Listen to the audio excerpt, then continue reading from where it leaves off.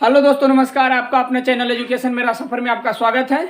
आज का विषय हम लेकर के आए केमिस्ट्री, और केमिस्ट्री में देखना है सॉल्यूशन। तो सॉल्यूशन किसे कहते हैं, यानी सॉल्यूशन को हम हिंदी में विलयन बोलते हैं।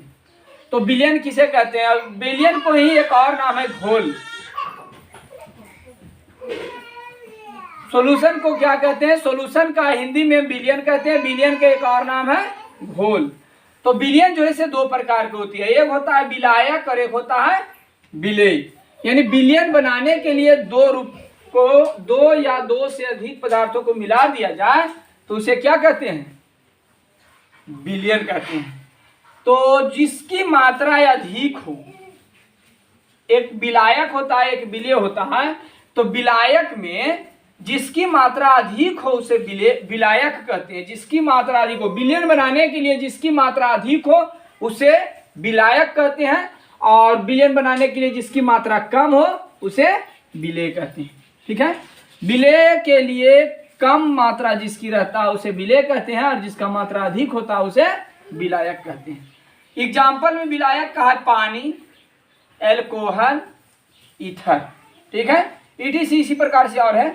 और विलेय का एग्जाम्पल में चीनी, नमक, आयोडीन, ETC। यानी हमारा कहने का मतलब है कि विलयन बनाने के लिए विलेय और विलायक की आवश्यकता होती है।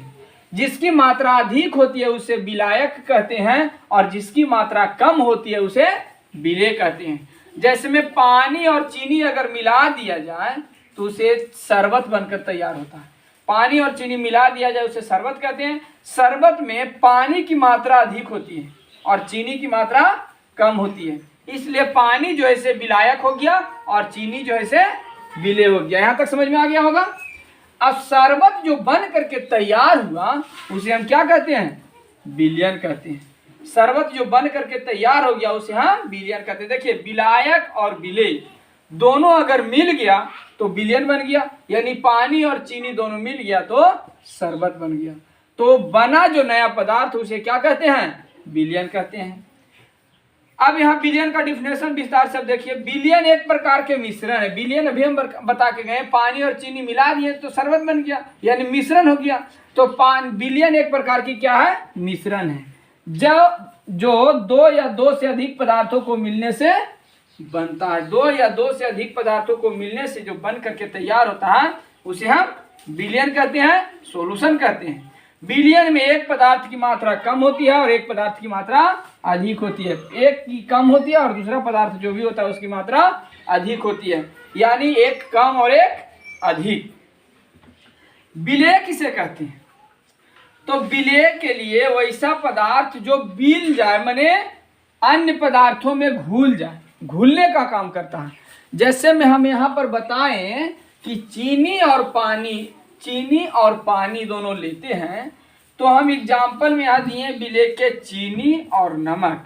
अगर पानी में पानी प्लस चीनी मिला दिया जाए तो शरबत बनकर तैयार होता है।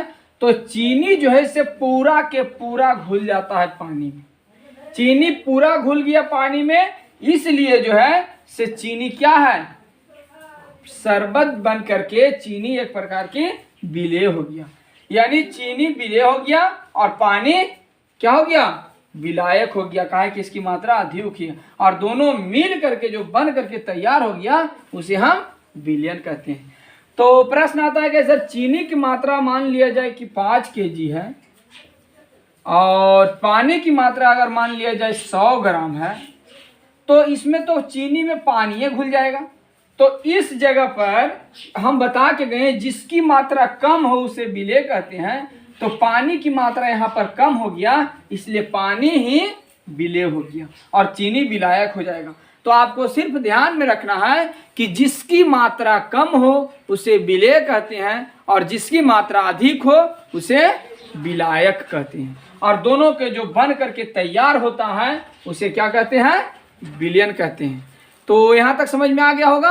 अब आगे ध्यान दीजिएगा। विलयन जो है उसमें हम बताएं विलायक। विलेय अभी हम बता के गए। विलायक जो है से देखिए, विलायक को इंग्लिश में हम क्या बोलते हैं? सॉल्वेंट बोलते हैं। तो वैसा पदार्थ जो किसी दूसरे पदार्थ को अपने में घुला लेता है उसे विलायक कहते हैं। यानी जिसकी मात्रा अधिक होता है, जो कम मात्रा वाले को अपने में घुला लेता है, उसे हम क्या कहते हैं? विलायक कहते हैं। ठीक है, जैसे में पानी में अगर चीनी मिलाएंगे तो चीनी जो है से पानी में घुल जाएगा, तो घुल गया उसे विलेय कहते हैं, और घुला लिया पानी तो उसे विलायक कहते हैं। तो देखो, पानी और चीनी के विलय में पानी विलायक हो गया और चीनी विलेय हो गया। ठीक है, H2O को सार्वत्रिक विलायक कहा जाता है। ध्यान रखना है इसको, H2O जो होता है, H2O जल को सार्वत्रिक विलायक कहा जाता है। इसलिए कहा जाता है कि सभी चीज को पानी जो है अपने में घुला लेता है, इसलिए उसे सार्वत्रिक विलायक कहता है। जल का सूत्र होता है H2O। ताप बढ़ने से ठोस पदार्थ की विलेयता बढ़ जाती है। ताप बढ़ने से ठोस पदार्थ की जो विलेयता होती है वो बढ़ जाती है, लेकिन गैस की विलेयता घट जाती है। ये ध्यान में रखना है, ताप अगर बढ़ जाता है तो ठोस की विलेयता बढ़ जाती है और गैस की विलेयता घट जाती है। जब 2 बिलियन का प्रसरण दाब समान होता है तो उसे क्या कहते हैं? आइसोटोनिक कहते हैं। 2 बिलियन का प्रसरण दाब समान होता है तो उसे क्या कहते हैं? आइसोटोनिक कहते हैं। सांद्र HNO3 यानी सांद्र HNO3 को हम बोलते हैं नाइट्रिक एसिड का एक भाग, नाइट्रिक एसिड का एक भाग और हाइड्रोक्लोरिक एसिड का 3 भाग को अगर मिला दिया जाए तो मिश्रण जो बनता है उसे हम क्या बोलते हैं? अम्लराज बोलते हैं, यानी एक्वारेजिया कहा जाता है। उसे एक्वारेजिया कहा जाता है। इसमें सोना जो है से सोना और प्लेटिनम घुल जाता है। एक्वारेजिया में सोना और प्लेटिनम घुल जाता है। इसलिए बताया गया है कि यहाँ पर भी हम बता दिए हैं HNO3 यानी इसको बोलते हैं नाइट्रिक एसिड, नाइट्रिक एसिड, और इसको बोलते हैं क्या?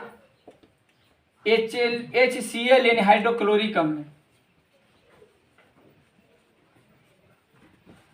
अगर नाइट्रिक एसिड का 1 और हाइड्रोक्लोरिक एसिड का 3, ये दोनों के अनुपात में अगर उसको मिला दिया जाए, प्लस कर दिया जाए, मिश्रण कर दिया जाए, तो बन के जो तैयार होता है उसको हम एक्वारेजिया कहते हैं। इसको हिंदी में अम्लराज कहते हैं। इसका काम क्या है? तो सोना और प्लेटिनम को अपने में घुला लेता है। पूछ देता है परीक्षा में, ऑब्जेक्टिव में, कि सोना किस में घुल जाता है, तो ऑप्शन रहेगा अम्लराज में, या तो इंग्लिश में रहेगा एक्वारेजिया में। तो जवाब देना है एक्वारेजिया में। सोना घुल जाता है एक्वारेजिया में और प्लेटिनम भी घुल जाता है एक्वारेजिया में। एक्वारेजिया किसका मिश्रण होता है? तो नाइट्रिक एसिड का, हाइड्रोक्लोरिक एसिड का। कितना के अनुपात में? 1:3 के अनुपात में। यहाँ तक समझ में आ गया होगा? ठीक है, तब मिलते हैं अगले वीडियो में। तब तक के लिए धन्यवाद।